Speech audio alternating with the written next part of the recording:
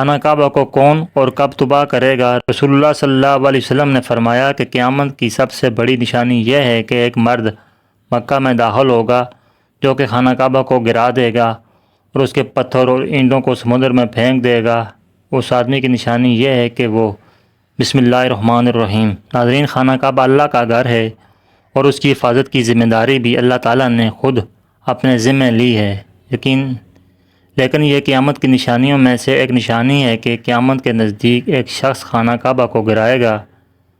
ناظرین، اس واقعے کی تفصیل سے پہلے آپ کو بتاتے چلیں کہ جب یمن کے بادشاہ ابرہ نے خانہ کعبہ کو گرانے کی کوشش کی تھی تو اس کا کیا اثر ہوا تھا؟ حضور اکرم صلی اللہ علیہ وسلم کی پیدائش سے صرف 55 دن پہلے یمن کا بادشاہ ابرہ ہاتھیوں کی فوج لے کر خانہ کعبہ پر حملہ آور ہوا تھا۔ اس کا سبب یہ تھا کہ ابرہ نے یمن کے دارالسلطنت صنعا میں ایک بہت ہی شاندار اور عالی شان گرجا گھر بنایا اور یہ کوشش کرنے لگا کہ عرب کے بجائے لوگ یمن آ کر اس گرجا گھر کا حج کیا کریں۔ جب مکہ والوں کو یہ معلوم ہوا کہ خانہ کعبہ کے بجائے ابرہ یمن میں گرجا گھر میں حج کرانا چاہتا ہے تو ایک شخص غیظ و غضب میں جل بن کر یمن گیا اور وہاں کے گرجا گھر کو خانہ کر کے آپ کو نجاست سے لت پت کر دیا۔ جب ابرہ نے یہ واقعہ سنا تو وہ طیش میں آپے سے باہر ہو گیا اور خانہ کعبہ کو تباہ کرنے کے لیے ہاتھیوں کی فوج لے کر مکہ پر حملہ کر دیا، اور اس کی فوج کے اگلے دستے نے مکہ والوں کی تمام اونٹ اور دوسرے مویشیوں کو چھین لیا۔ اس میں 200 یا 400 اونٹ حضرت عبد المطلب کے بھی تھے۔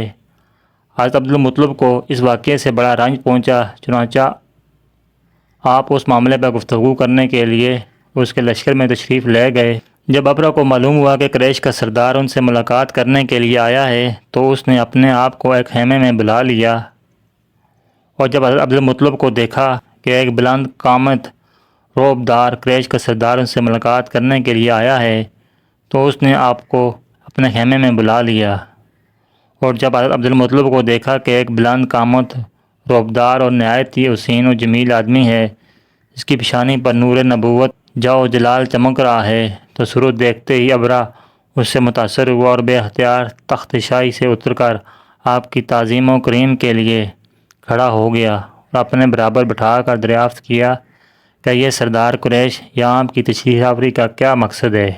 حضرت عبد المطلب نے جواب دیا کہ ہمارے اونٹ اور بکریاں وغیرہ جو آپ کے لشکر کے سپاہی ہانک کر لائے ہیں، آپ ان سب مویشیوں کو ہمارے سپرد کر دیجئے۔ یہ سن کر ابرہ نے کہا کہ سردار قریش، میں تو یہ سمجھتا تھا کہ آپ بہت ہی حوصلہ مند اور شاندار آدمی ہیں، مگر آپ نے مجھ سے اپنے اونٹوں کا سوال کر کے میری نظروں میں اپنا وقار کم کر دیا۔ اونٹ اور بکریوں کی حقیقت ہی کیا ہے؟ میں تو آپ کے کعبے کو توڑ پھوڑ کر برباد کرنے کے لیے آیا ہوں، آپ نے اس کے بارے میں کوئی گفتگو ہی نہیں کی۔ عبد المطلب نے کہا کہ مجھے تو اپنے اونٹوں سے مطلب ہے، کعبہ میرا گھر نہیں ہے بلکہ وہ خدا کا گھر ہے، وہ خود اپنے گھر کو بچا لے گا، کعبے کی ذرا بھی فکر نہیں ہے۔ یہ سن کر ابرہ اپنے فرعونی لہجے میں کہنے لگا، اے سردار مکہ سن لیجئے، میں کعبے کو جا کر اس کی اینٹ سے اینٹ بجا دوں گا اور روئے زمین سے اس کا نام و نشان مٹا دوں گا، کیونکہ مکہ والوں نے میرے گرجا گھر کی بڑی بے رحمتی کی ہے، اس لیے اس کا انتقام لینے کے لیے کعبے کو مسمار کر دینا ضروری سمجھتا ہوں۔ حضرت عبد المطلب نے فرمایا کہ پھر آپ جانیں اور خدا جانے میں آپ سے سفارش کرنے والا کون؟ اس گفتگو کے بعد ابرہ نے تمام جانوروں کو واپس کر دینے کا حکم دیا اور حضرت عبد المطلب تمام اونٹوں اور بکریوں کو ساتھ لے کر اپنے گھر چلے آئے اور مکہ والوں سے فرمایا کہ تم لوگ اپنے اپنے مال مویشیوں کو لے کر مکہ سے باہر نکل جاؤ اور پہاڑی کی چوٹیوں پر چڑھ کر وہاں پناہ لو۔ مکہ والوں سے یہ کہہ کر پھر خود اپنے خاندان کے چند آدمیوں کو لے کر خانہ کعبہ میں گئے اور دروازے کو پکڑ کر انتہائی بے قراری اور گریہ زاری کے ساتھ دربار باری تعالیٰ میں اس طرح دعا مانگنے لگے کہ اے اللہ، بے شکار شخص اپنے اپنے گھر کی حفاظت کرتا ہے، لہذا تو بھی اپنے گھر کی حفاظت فرما اور صلیب والوں اور صلیب کے پجاریوں یعنی عیسائیوں کے مقابلے میں اپنی اطاعت گزاروں کی مدد فرما۔ حضرت عبد المطلب نے یہ دعا مانگی اور اپنے خاندان والوں کو ساتھ لے کر پہاڑ کی چوٹی پر چڑھ گئے اور خدا کی قدرت کا جلوہ دیکھنے لگے۔ ابرہ جب صبح کو خانہ کعبہ جانے کے لیے اپنے لشکر جرار اور ہاتھیوں کی قطار کے ساتھ آگے بڑھا اور مقام مخمس میں پہنچا تو خود اس کا ہاتھی جس کا نام محمود تھا ایک دم بیٹھ گیا۔ اس نے انٹر مارا اور بار بار للکارا مگر ہاتھی نہیں اٹھا۔ اسی حال میں کہرے لائی ابابیلوں کی شکل میں نمودار ہوئے اور ننھے ننھے پرندے جھنڈ کے جھنڈ جن کی چونچ اور پنجوں میں تین تین کنکریاں تھیں سمندر کی جانب سے حرم کعبہ کی طرف آنے لگے۔ ابابیلوں کے لشکر نے ابرا کی فوجیوں پر اس زور و شور سے سنگ باری شروع کر دی کہ ابرا کے لشکر اور اس کے ساتھیوں کے پرخچے اڑا دیے گئے۔ ابابیلوں کی سنگ باری اور خداوند کہر و جبار کے کہر و غضب کی ایسی مار تھی کہ جب کوئی کنکری کسی ہاتھی سوار کے سر پہ پڑتی تھی تو وہ اس شخص کے بدن کو چھیدتی ہوئی ہاتھی کے بدن سے پار ہو جاتی تھی۔ ابرا کی فوج کا ایک آدمی بھی زندہ نہیں بچا اور سب کے سب ابرا اور اس کے ساتھیوں سمیت تباہ و برباد ہو گئے کہ ان کے جسموں کی بوٹیاں ٹکڑے ٹکڑے ہو کر زمین پر بکھر گئیں۔ چنانچہ قرآن پاک کی سورۃ فیل میں خداوند قدوس نے اس واقعے کا ذکر کرتے ہوئے ارشاد فرمایا، یعنی اے محبوب کیا آپ نے نہیں دیکھا کہ آپ کے رب نے ان ہاتھیوں والوں کو کیا حال کر ڈالا، ان کے خداؤں کو تباہی میں نہ ڈالا اور ان کے پرندوں کی کنکریاں بھیجیں تاکہ انہیں کنکریوں کے پتھر سے مارے اور انہیں چباتے ہوئے گھاس جیسا بنا ڈالے۔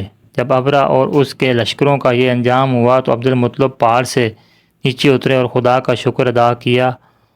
ان کی اس کرامت کا دور دور تک چرچہ ہو گیا اور اہل عرب ان کو اے خدا رسید بزرگ کی حیثیت سے قابل احترام سمجھنے لگے۔ تو ناظرین، اب آپ کو اس واقعے کے بارے میں بتاتے ہیں جو قیامت کے نزدیک پیش آئے گا اور جس کے بارے میں محمد مصطفیٰ صلی اللہ علیہ وسلم نے فرمایا تھا کہ اللہ تعالیٰ کا آپ صلی اللہ علیہ وسلم پر خاص کرم یہ ہے کہ آپ صلی اللہ علیہ وسلم کو اللہ پاک نے تمام علوم عطا فرمائے جن کا تصور ہماری انسانی ذہن کبھی نہیں کر سکتا۔ جو بات ہمارے نبی صلی اللہ علیہ وسلم نے فرما دی وہ پوری ہو کر رہے گی۔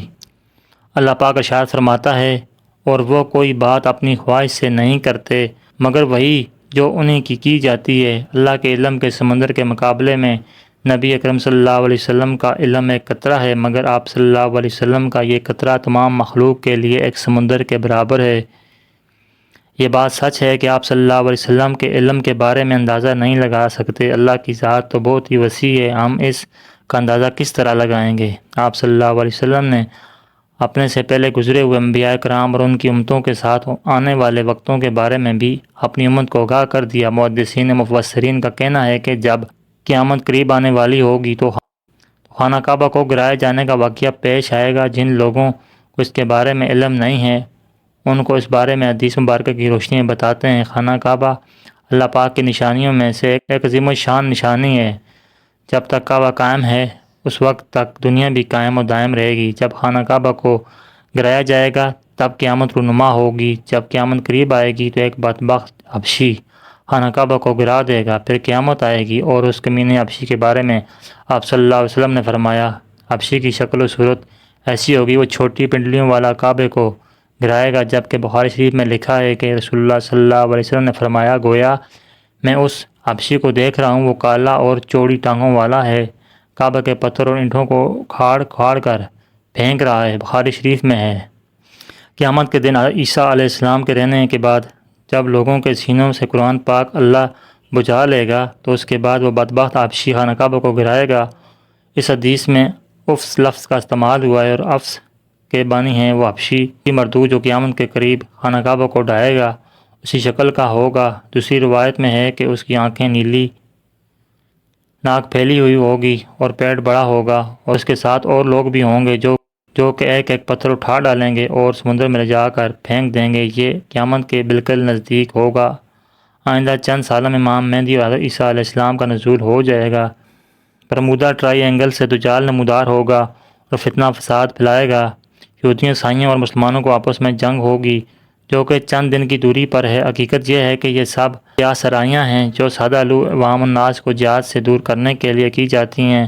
اگر گہری نگاہ سے دیکھا جائے تو بڑے بڑے فتنے تو کئی صدیوں سے پہلے ہی رونما ہونا شروع ہو گئے تھے۔ انہی لوگوں نے مہندی ہونے کا ڈرامہ رچایا۔ کتنے ہی دفعہ مسلمان اور یہودی انصاری بڑی جنگیں ہوئیں، کئی مرتبہ قبلہ اول فتح ہو گئی، کتنی مرتبہ قبلہ اول پر یہودیوں کا قبضہ رہا، کتنی مرتبہ دجال نما انسان پیدا ہوئے، لیکن ان کا ذکر قرب قیامت کے سلسلے میں نہیں ہوتا۔ صرف 20ویں اور 21ویں صدی کے سیاسی معاملات و واقعات کو ہی قرب قیامت قرب قیامت سمجھ لیا جانے لگا ہے، جبکہ نبی کریم صلی اللہ علیہ وسلم کے ایک فرمان کے مطابق آپ کی وفات کے بعد کا سارا زمانہ قرب قیامت ہی ہے، چاہے کتنی صدیاں بیت جائیں۔ لہٰذا علماء کو چاہیے کہ آج کل کے سیاسی پروپیگنڈے سے کنارہ کشی ہو کر ان عوام الناس کو نیک اعمال و جہاد کی فی سبیل اللہ کی ترغیب دیں۔ اللہ تعالیٰ سے دعا ہے کہ اللہ تعالیٰ ہمیں نیک کام کرنے کی توفیق عطا فرمائے اور برائیوں سے دور رہنے کی توفیق عطا فرمائے۔ ناظرین کرام، ویڈیو اچھی لگی تو لائک کیجیے